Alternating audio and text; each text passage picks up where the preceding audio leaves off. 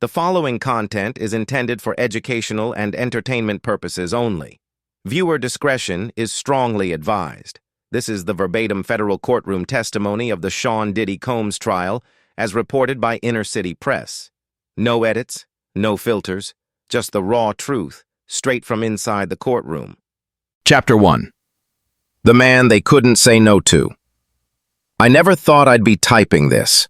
But after watching day 3 of the Diddy trial, especially Jane's testimony, I realized that the world needs to hear what power really looks like. Not the glitz, not the money, but the way someone like Sean Diddy Combs could quietly dismantle a person's will while smiling in 1,000 flashing cameras. Jane walked into that courtroom not as a celebrity, not even as a known name, just a woman with a story no one wants to believe about a man everyone used to adore. She wasn't angry, she wasn't theatrical, she was quiet, controlled. Maybe too controlled, considering what she was describing, years of psychological control, unwanted intimacy disguised as lifestyle, and the slow erosion of her identity under the influence of one of music's most powerful men. It started, unsurprisingly, with charm. She called him captivating, said he could make you feel like the center of the universe. That's how he pulled her in. But it didn't take long before his affection became conditional. Praise came when she followed the script. Silence, sometimes punishment, when she didn't. She wasn't his first, and as it turns out, not his last. Jane spoke about something prosecutors have started referring to as hotel nights, a term used to describe elaborate evenings orchestrated by Diddy, where third parties were involved in acts that Jane says she didn't initiate, didn't want, and couldn't say no to, at least not without consequence. The consequences weren't always shouted. Sometimes they were whispered. Sometimes they looked like withheld affection, unpaid rent, or being iced out of the inner circle she'd become dependent on. That's what power looks like. It's easy for people online to ask, why didn't she leave? But anyone asking that question hasn't been in the orbit of someone like Combs. He didn't just control situations, he shaped the reality inside them. Jane testified that even when she didn't want to be involved, she felt she had to perform. That word stuck with me. Perform. Because that's what her life had become. A performance, a role in the Diddy show. Jane comes done fleshing, and here's the kicker. Some of the most damning witnesses in this trial were also the people who enabled it all. Former employees, bodyguards, even hotel security, people who, by their own admission, took money to look the other way. One man, a hotel supervisor, allegedly accepted $50,000 just to help make a surveillance tape disappear. Another said he witnessed cash changing hands, hush deals negotiated in real time. And one brave soul, the only one who didn't take the bribe, secretly recorded the footage before it vanished. That tape is now part of the prosecution's opening exhibit. Diddy, according to the evidence, didn't fear the law. He believed he could buy it. And for a long time, he did. What makes Jane's testimony so powerful isn't just the details, it's the pattern. It echoes what we've heard from Cassie, another former partner who filed a civil suit, and Mia, a former assistant who claimed she had to keep her bedroom door unlocked just in case he wanted to come in. That's not celebrity drama. That's fear masquerading as intimacy. Now, some people say Jane stayed too long. That she had a choice. But as someone who's seen trauma up close, I can tell you, choice is complicated when your entire livelihood, housing, and emotional security depends on someone who sees you more as an object than a human being. At the height of his fame, Diddy wasn't just a star. He was a system, a walking ecosystem of wealth, status, and untouchability. Jane wasn't just fighting a man, she was fighting everything he represented. And the scariest part? He almost got away with it.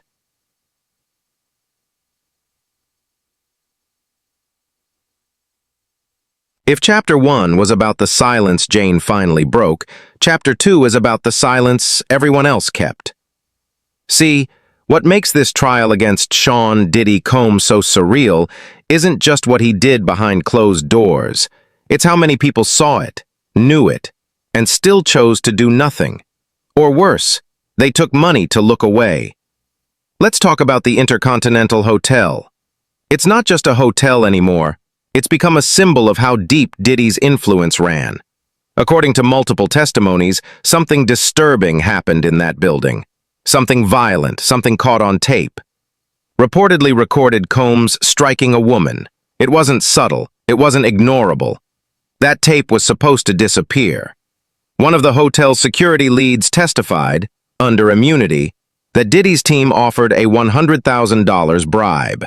And what's worse is that he wasn't the only one involved. The manager allegedly took $50,000. The rest was split between the remaining guards on duty that night. They didn't just look the other way, they made the evidence vanish. Except for one. The first guard to discover the footage, he refused. He said no. Not only did he decline the bribe, he used his personal phone to record the screen, just in case the original video was wiped by the time he returned on Monday.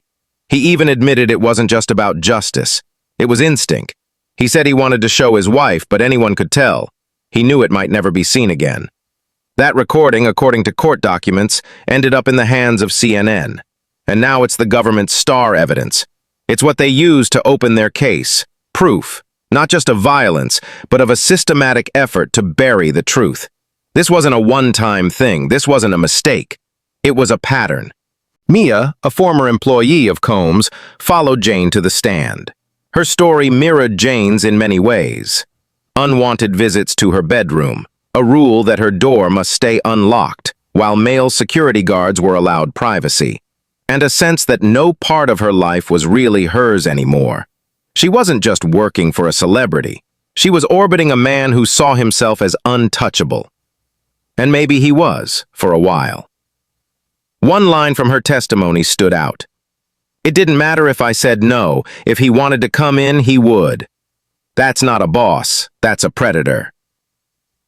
Prosecutors call this racketeering. The legal term might be clinical, but behind it is something brutally human. A culture of fear wrapped in luxury. Mia's paycheck, Jane's rent, Cassie's record deals, they were all strings in a web he controlled. Witness after witness described how people would come to Diddy for help, and he would give it, at a price. Not always in cash. Sometimes in silence, sometimes in submission. That's the thing with abusers like him. They don't just hurt people physically. They train them to believe their survival depends on obedience. And for a long time, it worked. But now, in a courtroom where everyone is finally forced to speak, those silences are unraveling. Every bribe, every cover-up, every whispered warning, it's all being dragged into the light. And Sean Combs? He's no longer the man with all the answers. He's the man with too many questions he can't explain away. Chapter 3. Cassie's Silence, Cassie's Escape. Cassie Ventura was once known to the world as a rising star in music, a young woman with beauty, talent, and a glamorous life beside one of the industry's most powerful men. But behind the red carpet smiles and luxury snapshots, a different story unfolded, one far more harrowing, one that would take over a decade to fully surface. Her relationship with Sean "Diddy" Combs began in the mid-2000s. What appeared to be a mentorship quickly transformed into a form of control, emotional, financial, and physical. Testimony and legal documents allege that Cassie endured a life where she was surveilled, silenced, and subjected to experiences she did not consent to. These weren't isolated incidents, they were patterns repeated over the years, patterns Diddy reportedly mastered. One of the most painful revelations came in the form of so-called freak-off events. Though the court avoids vulgar language, the implication is clear. Cassie was allegedly coerced into participating in sexual encounters, arranged and orchestrated by Combs, often involving male escorts and often against her will. Her presence was not about desire, it was about obedience. There were times she tried to resist. One report recalls an instance where she attempted to flee a hotel room, only to be violently dragged back. On another occasion, Diddy allegedly struck her with a heavy object, splitting. Witnesses close to her described how she lived in fear of retaliation. Diddy's reach extended far beyond private walls. He had connections, power, and resources to ensure silence. For Cassie, speaking out wasn't just emotionally risky. It could have ended her career, her financial stability, or worse. That's the cycle. Not just abuse, but entrapment. And yet Cassie eventually did what few thought possible. She walked away. In late 2023, a lawsuit filed in civil court revealed more than a decade of trauma. The details were chilling, but even more shocking was how much of it had been happening in plain sight. Friends, employees, associates, many knew something was wrong. Some even witnessed events directly, and yet very few ever intervened. Perhaps the most haunting line from her complaint was this: "I believed love required sacrifice. I just didn't realize how much of myself I'd lose." Her voice gave others courage. Jane and Mia followed. Then came the security guard. The prosecutor started piecing together a timeline of power and suspicion, of favors exchanged for silence. And at the center of it all, a man once considered untouchable. Cassie's story isn't just about survival, it's about accountability. In many ways, she lit the match that set the courtroom in motion. Her decision to break away became the first domino, and the walls, once impenetrable around Sean Combs, started to crack. Chapter 4. The Network of Silence. By now, the courtroom had heard from Jane, Mia, and Cassie, each woman unraveling a layer of the world Diddy had built. But what made the picture truly alarming wasn't just his personal conduct, it was how many people enabled it. One of the prosecution's most compelling arguments is that Sean Combs did not act alone. Over the years, he had surrounded himself with a carefully selected group of employees, assistants, bodyguards, and associates who, willingly or not, became part of a system that protected him and isolated his victims. Several testimonies point to a network of individuals who followed instructions, kept doors unlocked, delivered messages, arranged transportation, and most importantly, stayed quiet. These were not random coincidences. This was coordination, and the prosecution wants the jury to see it as racketeering. A former assistant, speaking under a pseudonym, described her job as 24/7 readiness. But it wasn't just about errands or event planning. She said she often had to facilitate meetings in hotel rooms, deliver substances, and manage Diddy's unpredictable emotional swings.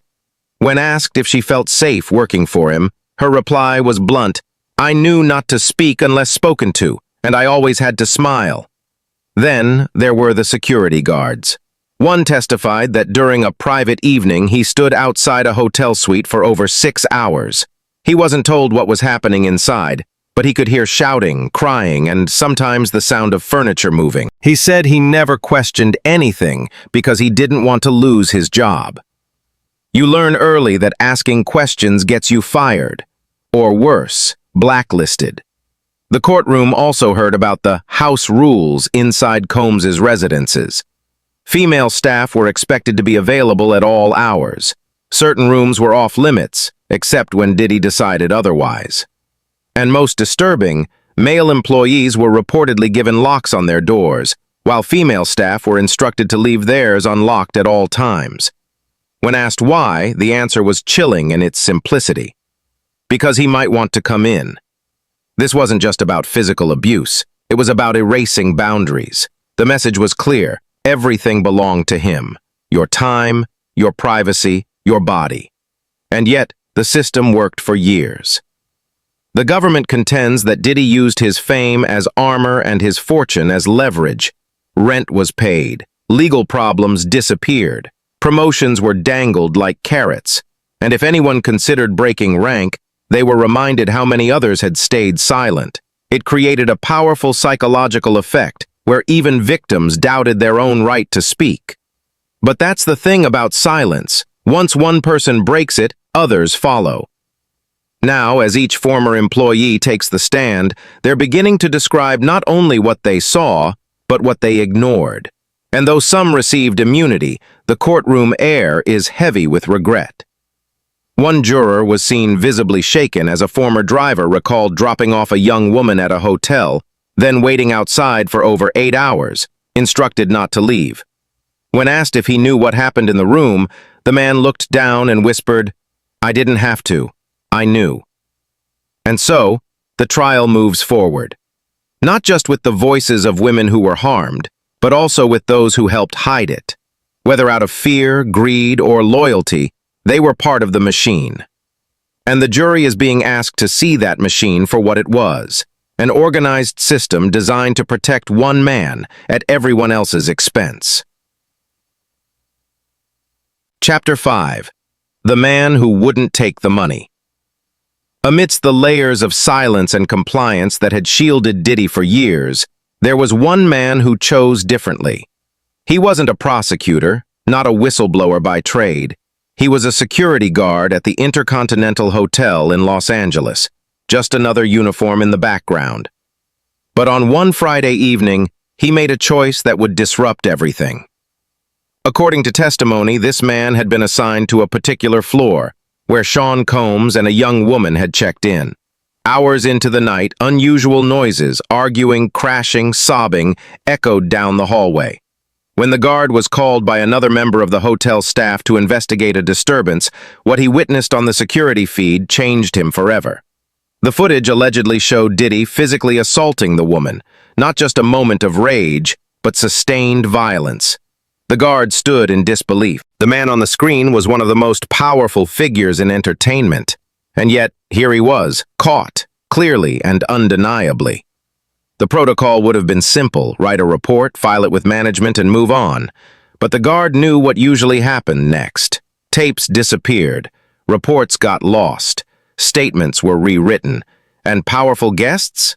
They were protected. So instead, he did something unexpected. He took out his phone and recorded the screen.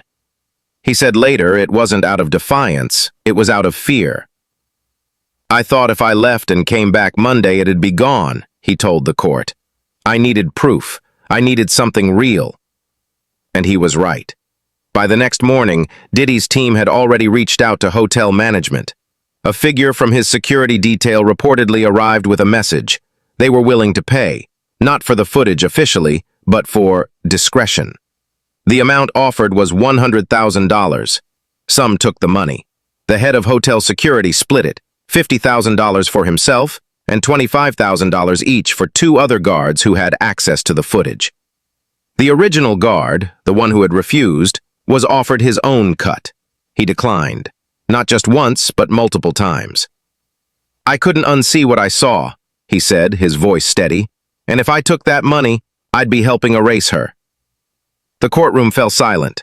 His actions would later lead to the footage being shared with federal investigators and ultimately CNN, where it became a key piece of evidence. It was this tape that opened the trial. It set the tone. It shattered the illusion of glamour and control Diddy had worked so hard to maintain. And it proved something the prosecutors had been trying to argue for weeks, that power alone doesn't make you untouchable. That sometimes, it only takes one person to say no. The man didn't ask for praise. He didn't seek attention. In fact, he asked that his identity remain private throughout the trial. But among the victims and advocates watching the case unfold, he became a quiet symbol of what integrity looks like in a world clouded by fear and money. As one survivor put it, "We were told no one would believe us, that no one cared, but someone did. He saw us." And with that, the foundation under Diddy's defense began to shake. Chapter 6. The Fall of a Fortress.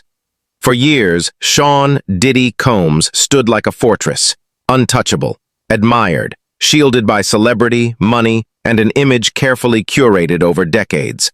But even the tallest walls crack when truth finds a way through.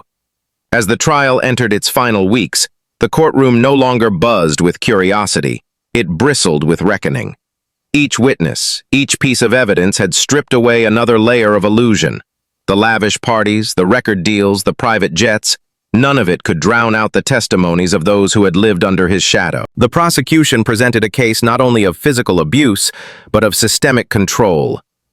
Jane, Mia, Cassie. Their stories were different in detail but united by one terrifying thread.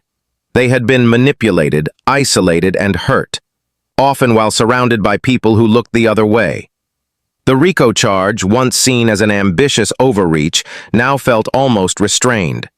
Prosecutors showed a pattern of intimidation, bribes, surveillance, and coercion that mirrored organized crime. Former employees testified about secret payments. Others revealed that discipline meetings were code for violence. A business executive described how deals were made contingent upon silence.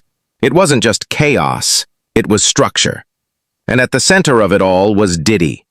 His defense team attempted to argue that these were exaggerated stories from disgruntled former partners and opportunistic staff. But jurors had seen too much. The footage, the texts, the tears. It wasn't hearsay. It was a mosaic of truth, pieced together painfully and courageously.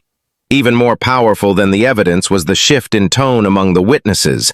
They no longer spoke like victims. They spoke like people reclaiming their voice.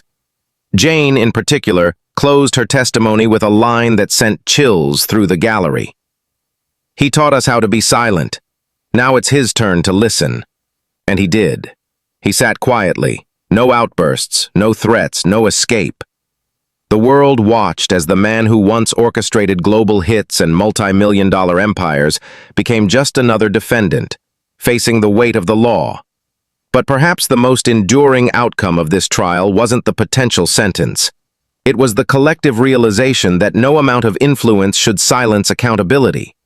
That fame isn't a license. That fear doesn't last forever.